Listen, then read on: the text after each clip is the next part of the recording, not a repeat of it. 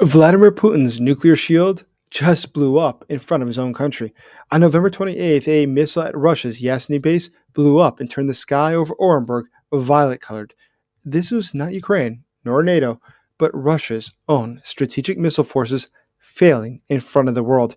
People there heard a heavy blast and watched a toxic cloud rise over the nuclear base deep inside of Russia. In Moscow, officials gave no responses to what happened, other than to say that there was no threat to the public and that, quote, this was a routine event, which most likely it is. Because when the sky above a nuclear site starts to change color and your government goes silent, that's undoubtedly a sign that there's nothing to worry about. The Kremlin today, though, is losing control. That's something that its population sees. But more than that, Russia is losing its ability to use nuclear deterrence. Today, for Russia, its situation has become ever more precarious. My name is Jason Smart. I'm a special correspondent for the Kyiv Post and a national security advisor. The Russian situation is incredible to watch. It is one disaster after another, and somehow they keep coming. The hits just keep coming.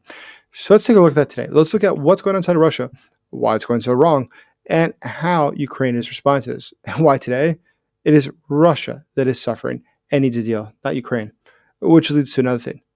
Help us get this message to more people. As you know, Ukraine is being forced into negotiations right now, and there is a lot of pressure. But the world needs to understand, Ukraine does not need a bad deal. It is Russia today that is not winning. Here in Ukraine, where I am right now, the people are still optimistic about the future. They still wish to defeat Russia. And so the world needs to understand what is truly happening. You can help me get the truth to the world to support Ukraine by doing these simple things.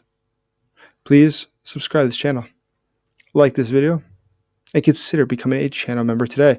Please do also leave your comments below and share this video with others. I greatly appreciate it. So let's take a look at this. So as you know, Yasny is not a little dot on the map of massive Russia. It is one of the pillars of Russia's nuclear arsenal. This is where the garrison for the 13th Red Banner Rocket Division is located. That is, of course, a core part of the strategic missile forces. The division is reported to host silo bases around Moscow. They are always advertising themselves as being invincible and the most modern of the modern in Russia. But earlier leaks from the same complex exposed detailed outlines of what's going on there. We see where their tunnels are, their cables are, their security systems, and how they function.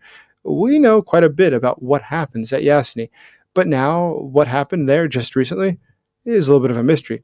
The sky there turned a different color, and the Kremlin tried to lie about it.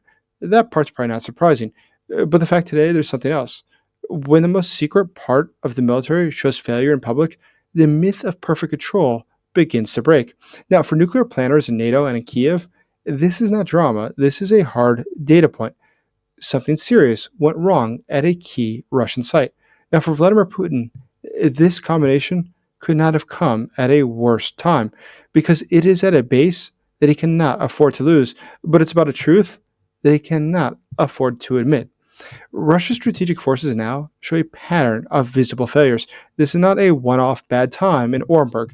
You might remember back in 2024, the satellite images that came out showing that fresh, deep crater that was in the Plesetsk area. Now, Plesetsk, of course, is the spaceport that, it appears, blew up after the Sarmat class test there. That impact scar, it measured in tens of meters. It looked like a major pad or a silo accident, certainly not a minor glitch. The Sarmat program has produced only one clearly successful public launch in years, and that's despite the fact that Russian propaganda talks about Sarmat all of the time. Take a look at Baikonur, Russia's only pad for crewed Soyuz launches to the International Space Station. It has also been hit by decay. After a recent flight, Roscosmos admitted damage to multiple elements of the Baikonur launch pad.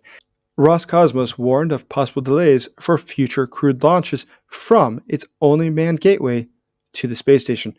So when your main test ranges and launch sites leave craters and broken infrastructure, you can say that your reliability is already in freefall. Nuclear deterrence is not about slogans like the Russians would like you to believe.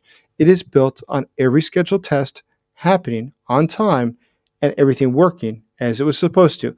Each visible failure cuts away from the image of a disciplined superpower. It is replacing that with, in fact, being a third world country that is hoping that it gets by with good luck. Now, while Russia's rear is stumbling, Ukraine is reaching deeper into Russia's territory than Moscow could have ever conceived. In the Moscow region, Ukrainian drones recently hit the Shatura power plant. That's about 120 kilometers or 75 miles from Moscow. That strike was able to damage several transformers and force emergency crews to the area. Tens of thousands of citizens were left without electricity. Each hit forces Russia to divert air defense away from the front and towards the rear to protect refineries, power plants, and depots. Ukraine is trading relatively cheap drones for high Russian fear and expensive Russian repair bills. Ukraine is forcing Russia to chase across its vast airspace to track down its drones. And we've seen, though, that the Russians have not been very successful. But that's not the only thing that is going wrong right now. Consider the fact that Yasny's very visible mishap, it lands in the middle of this campaign. It makes the Russians, at this point, look even more weak in their rear than ever before. The people of Russia, they also see this. All the NATO countries, they see this. And here in Ukraine, everybody watches and applauds. Russia is facing one failure after another. Consider the invincible, supposedly, hypersonic Kinjal missile that today is turning into a symbol of weakness. Ukrainian air defenses, backed by Western radar systems, have shut down most of the Kinjals fired at Kiev in recent months. In fact, there's something even more cool than that. Ukrainian cyber units, known as Night Watch, say they have spoofed Kinjal navigation in several cases. That means that they fed false signals so that the missile missed their targets by wide margins. Western reports describe a string of recent launches where the expensive Kinjals simply failed to hit their targets. Each Kinjal is estimated to cost about $10 million. But a weapon that misses or is able to be fooled by software, it's not a terror tool. It's a very loud budget problem. When deep strike missiles and strategic tests both produce embarrassing footage, Russian invincibility collapses on two fronts at once. Today we see something else, though. Ukraine's long-range strikes are not just humiliating Moscow. They are cutting into Russia's ability to continue fighting. Ukraine's commander-in-chief says that Russian artillery ammunition use has practically halved in recent months. Before these deep strikes, Russian units could fire up to 40,000 shells per day along the front. Now, that figure is roughly half, after Ukraine has repeatedly hit depots and factories and rail nodes inside of Russia. Strikes have targeted ammunition plants, missile component factories, and oil refineries that feed the Russian army.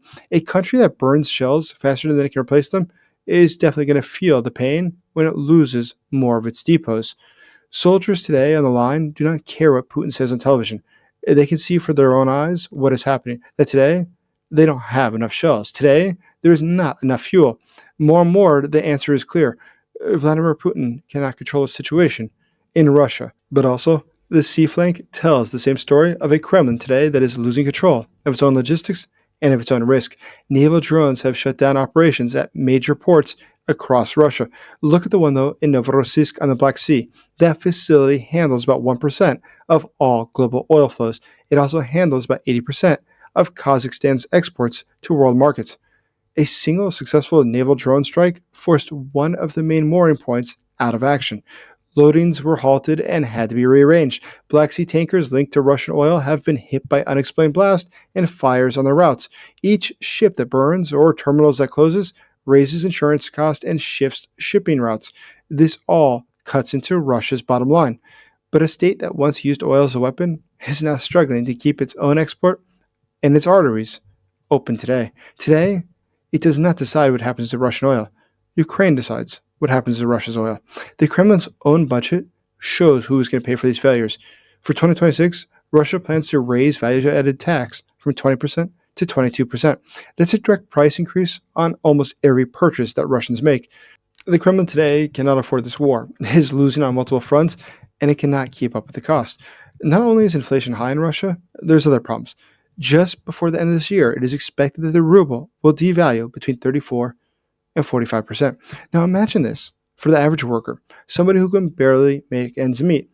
How do you survive if all of a sudden you lose a third or almost half of your income? That's going to make life very difficult. But that's the reality for Russians today. The reality for Russians today is that they cannot afford day-to-day costs. They cannot afford to continue living. And their government might ignore them, might not care about them. But at the end of the day, there is a risk when your population becomes too concerned. When your population feels that you are just stealing their money. And there's a really legitimate reason for the Kremlin to start paying attention. And it's because we've seen increasing protests in Russia. We've seen increasing numbers of people speaking out.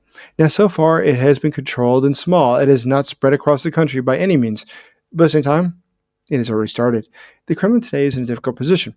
It is locked into this war, which is making many people at the senior levels of the Kremlin extremely wealthy. Those people at the top want to see the war continue. They do not want to see the war end. We've discussed this before, and it's very important to again highlight. The Kremlin does not operate in the interest of the Russian state. It most certainly does not operate in the interest of the Russian people. The Russian government today, led by Vladimir Putin, is nothing more than a criminal gang. It is a group of people who are set on enriching themselves. Their only objective is not ideological. They do not care about things such as national language or the other things that Russia often talks about. What they care about are not family values. What they care about is simple: how to make as much money as fast as possible. And that's why today they're milking this system for as much as they can. They understand that today this war opens incredible opportunities to make money. When else will they ever have the opportunity to go almost unchecked to produce millions of types of equipment? They have to produce equipment for the military as well as for the soldiers. They have to produce food for these people. But who gets those contracts? Who benefits from that? Well, in fact, people close to Vladimir Putin do. As always, Vladimir Putin has been very keen to make sure that his people make money. But there has been a shift. Things are changing in Moscow. Historically, Vladimir Putin made sure that different clans were well balanced. There was no fighting amongst them. And that still remains true. We see that obviously the FSB is trying to get rid of those from the military. They don't want to see those senior leaders from the military coming to Moscow with their gripes. They don't want to see their tanks rolling into Moscow. So they are trying to suppress them. But there's something else happening.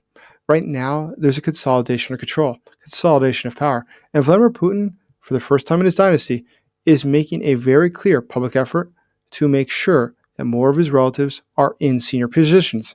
So what does that signal? How should we understand that? What does that mean? Well, it means that today Vladimir Putin understands that there's a lot of problems. Things are going bad. But that's also why he might be blinded to how bad they are. He hears they're bad, but he thinks that Russia will be able to survive them. He's been the president for 25 years. He's had many difficult situations. He assumes this one is just like the others. But it's not. This time, it is not just like the others. This time, the situation for Russia has become far, far more unstable than what he seems to appreciate. Because it's not just the fact that the costs are going up for Russians.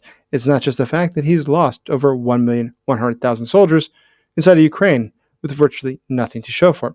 It's that today, even Russia's nuclear deterrence is being called into question. Vladimir Putin used to have strength because he can make credible threats. But today, his threats are no longer credible. Russia may not have the capacity to do what it has always promised to do. So right now, the record is very simple. We see that Vladimir Putin does not have the capacity to continue fighting this war, and that Russia is breaking its tools for fighting war in front of the cameras. Today, Vladimir Putin's regime is being put into a very difficult position, a position from which it will eventually fall. Quite clearly, if you look at the situation in Moscow, Vladimir Putin's regime is becoming destabilized. So pay attention to what happens the next few days, the next few weeks, because there's something very big and rotten in Moscow. Please like this video. Please subscribe to this channel and consider becoming a channel member today. And please, at the end of this video, when you see the opportunity to click on the next video, please do click it. It really helps us with the algorithms. As always, thank you for supporting Ukraine.